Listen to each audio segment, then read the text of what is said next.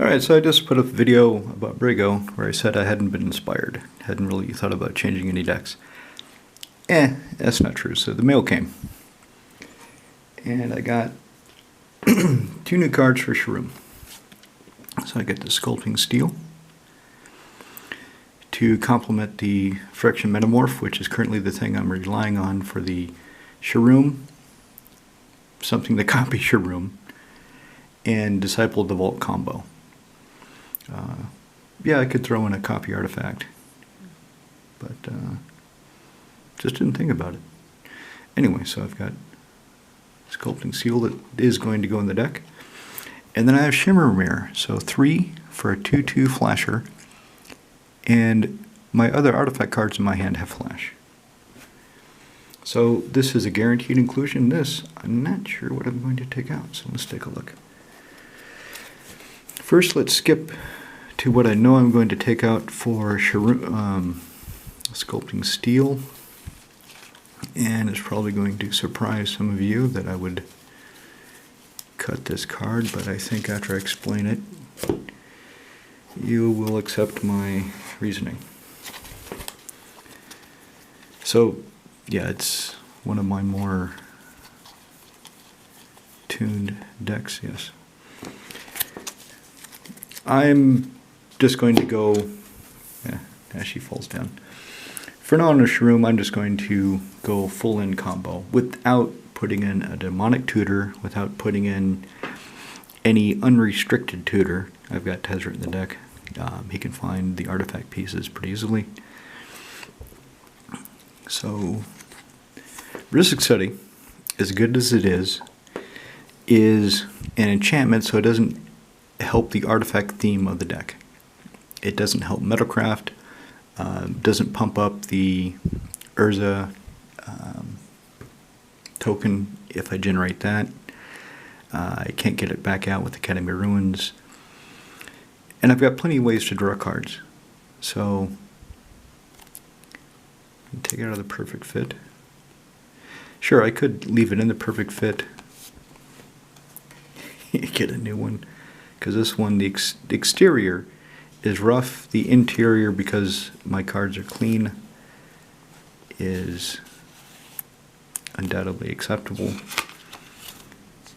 So, take out that, put in Sculpting Steel. I will show you the combo, in case anybody is not familiar with it. And then I will try to figure out what to put in, if anything, for the Shimmer Mirror. So, Phyrexian Metamorph. Where is the Disciple of the Vault? Alright, so, for anybody that isn't aware, the combo is you have Disciple of the Vault in play. Whenever an artifact is put in a graveyard from play, you may have target opponent lose 1 life. Okay. On the face of it, kind of underwhelming. Excuse me. So what you do is you play Sharuum, and you copy Sharuum, and due to the state-based effect legendary rule, one of those cards must be put in the graveyard immediately. You put the copy in the graveyard, Sharuum's trigger goes on the stack, you target the copy comes back, copy Sharuum, and it just goes pow! Like a machine gun. And kills everybody. That's one of the combos. And like I said, I'm just saying the hell with it. It's going to be a full-on combo deck from now on. The other combo, of course, is the infinite mana steal everything with Memnarch the Devil, or blow up everything with Rocket Launcher. So, Rocket Launcher, the combo, I have to make Rocket Launcher a creature. I use Voltaic no, not Rocket Launcher, the creature. Gilded Lotus. So, my friends, they don't like infinite. None of us really like infinite combos. They just win the game out of nowhere. Although, since I have to go through a lot of hoops, I don't have an unrestricted tutor that can find the missing pieces. And it is kind of funny sometimes. My friends have accepted this, surprisingly enough. The one time I did the Memnarch Steal Everything combo, they thought it was pretty funny. I haven't done the Rocket Launcher Blow Up Everything combo yet, but that is a definite possibility. Stand up. There you go. Plus Rocket Launcher, I'm telegraphing it because Rocket Launcher comes into play tapped. Does not untap during my upkeep step, untap step. It doesn't untap. Where the hell is my Rocket Launcher? It's white border, it shouldn't be hard to find. Anyway, so while I'm looking for my damn Rocket Launcher, the combo is Karn turns Gilded Lotus into a creature. Tap for 3 mana. Run it through him. Untap the Gilded Lotus. So generate infinite blue mana, or as wizards like say, an arbitrarily large amount of mana. So generate all that, and then just run it through Memnarch and steal everything after turning into an artifact. So if I have infinite mana, where the hell is my damn Rocket Launcher? Ah, that's why. Okay, this is funny. Well, some of you think it's funny, some of you think I'm an idiot. I forgot I do not have a revised Rocket Launcher. I forgot that I purchased an Antiquities Black Border signed Rocket Launcher for this deck. But I'm so used to Rocket Launcher being white border from the way I've been playing for years that that was the mental picture I had. So anyway, back to my story. Take out Memnarch, and I still need these 3 pieces for the combo. So Rocket Launcher comes into play tapped, untap, if anybody's dumb enough to let me untap, or if they're just unlucky enough not to be able to stop me from doing so. Tap Gilded Lotus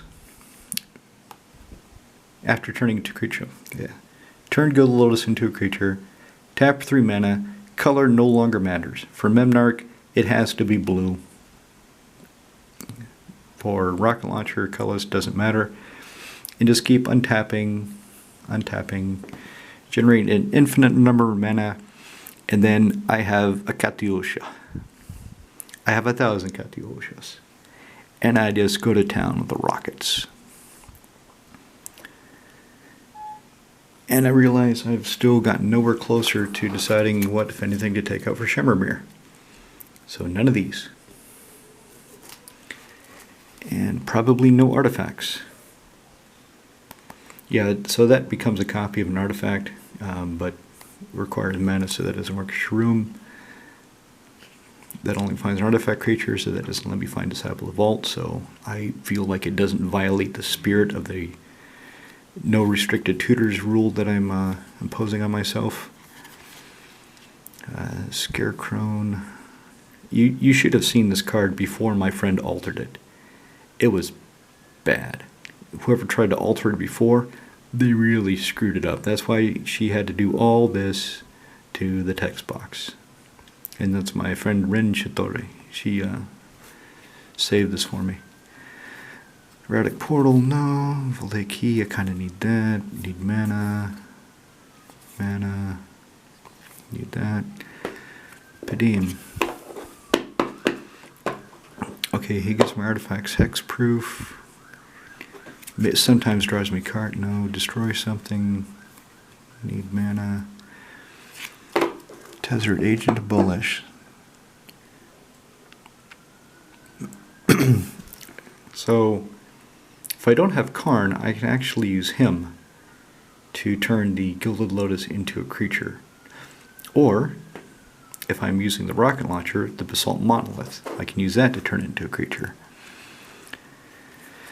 So he needs to stay. I could put this out. No.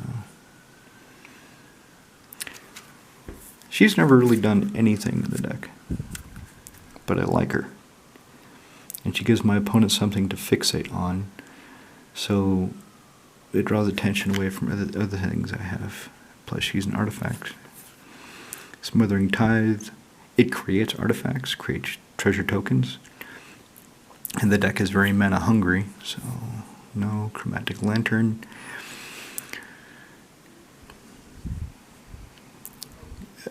the deck can get very hungry for blue, specifically.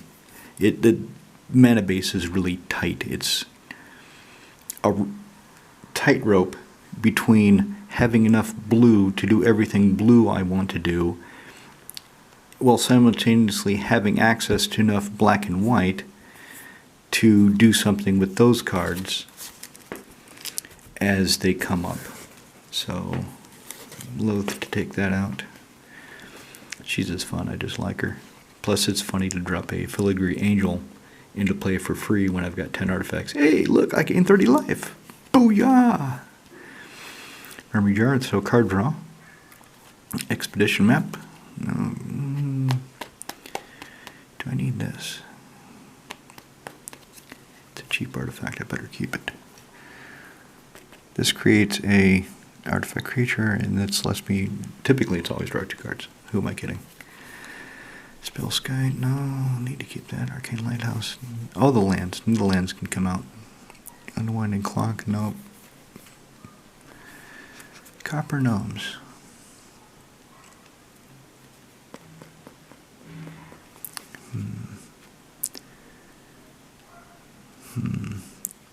I've not had this in play before. I don't know how enjoyable this actually is to have in play on my side, but it basically says 4, throw an artifact out of your hand. I'll keep it in there for the time being. Teferi's Protection, Fencer. Excuse me. Exile target permanent I own, so blink it. Sometimes even the creatures are unblockable has become relevant. And one time, in one game, my opponents actually let me do the ultimate. They just couldn't stop him. That game ended within moments after I did that, of course. Darksteel Forge. He's never been the big bad threat that I assumed he would be, but he looks like the big bad threat I assume him to be, and my opponents treat him accordingly. Plus, I think he just looks cool. Mind's Eye.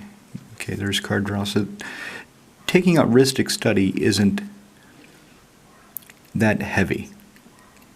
Yeah, it taxes my opponent. Yeah, it's a great card to draw cards, but I need more ways to do the combo. Plus, Sculpting Seal can copy anything else that I have there I might need. So this is kind of a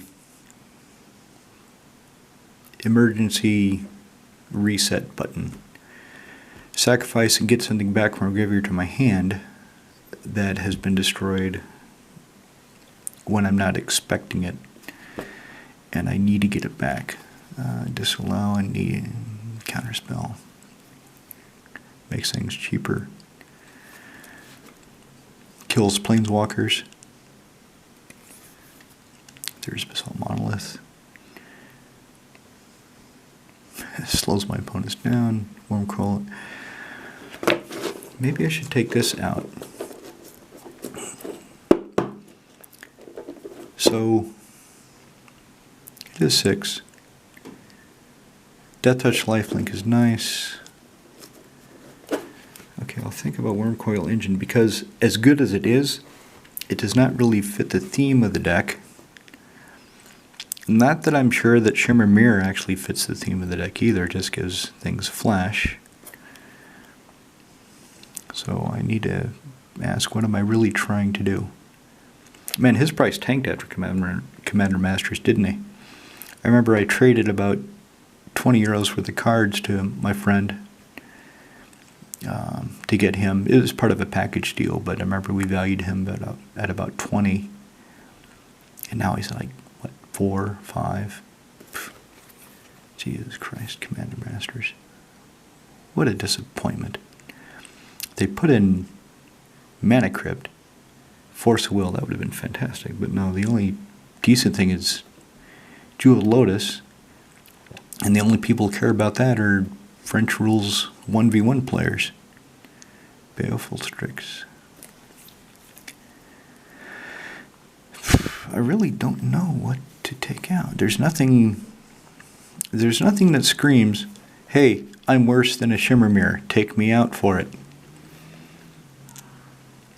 Because everything has either proven itself, or it has an effect that I would rather have than having flashy artifacts.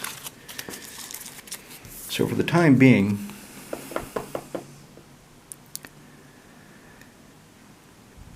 I'll keep in the Wurmcoil Engine. And whenever I play, I have a stack of essentially the sideboard cards. It's cards that could fit in various commander decks, and I take them with me, so if I'm in a game and any card is not pulling its weight, or I just decide I don't like to play it anymore, or it's just not working the way I thought it would, then I've got something to switch it out, and then when we start the next game, I can try out the new card, assuming of course it comes up out of a stack of 100. So anyway, I put Shimmer Mirror on the back bench. I have one now, and if anything proves itself less than stellar, I'll give him a try. So that's it. That's one change to Sharuum combo, and it took me 17 minutes to go through it. Right, cheers for it.